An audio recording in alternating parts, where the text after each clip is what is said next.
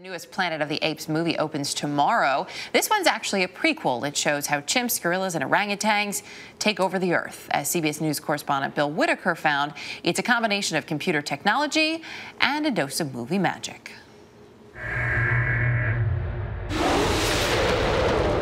It's an animal uprising, an army of apes battling humans in present-day San Francisco. Big action and a big challenge. Rise of the Planet of the Apes was made without a single furry primate.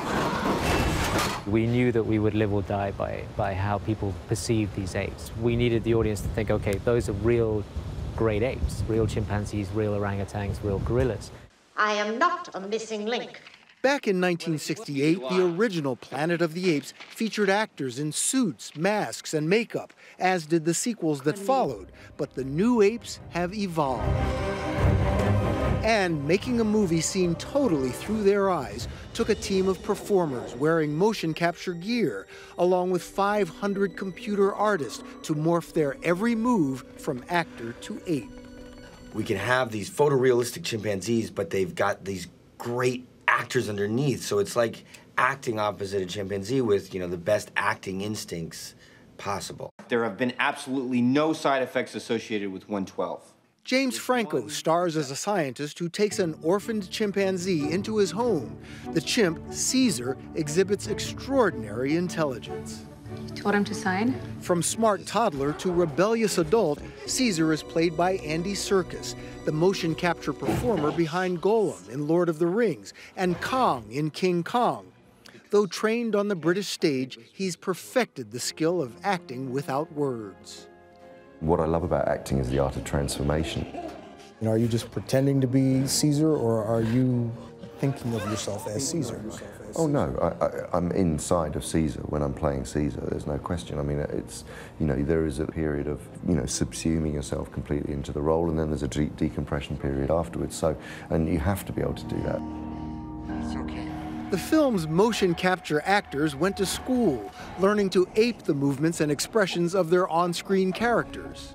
Rather than thinking you've got to over-animate or sort of pantomime the emotion of the character, it's actually trusting that the technology will be very truthful, because it's very sensitive and subtly translates facial expressions, the way it tracks your eyes. The whole advance of performance capture technology is now allowing for humans to become the puppets as well as the puppeteers. Avatar allowed us to actually pull off this story, whereas 3-4 years ago, we never could have done this.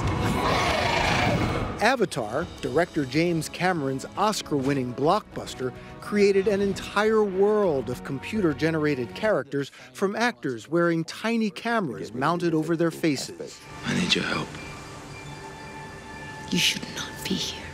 For this film, the special effects company behind Avatar, Weta Digital, studied the eyes, fur, and skin of real chimpanzees before creating them in computer form. This has to be a huge amount of computer power. Yeah, I mean, we finished about 1,200 shots for the film. For your average ape shot, each ape could take about an hour to 3 hours per frame to render. Of course, there's 24 frames in a second. Per frame? Per frame, that's right. A painstaking process. Couldn't the other apes be apes? Couldn't we get some of the supporting actors, audition a few of them? Save a little money. Save a little money. You know what I was to say? There's no ape good enough to hit his mark and you can shoot over his shoulder? So how much did this cost? I can't answer that question for CBS. Are you kidding me?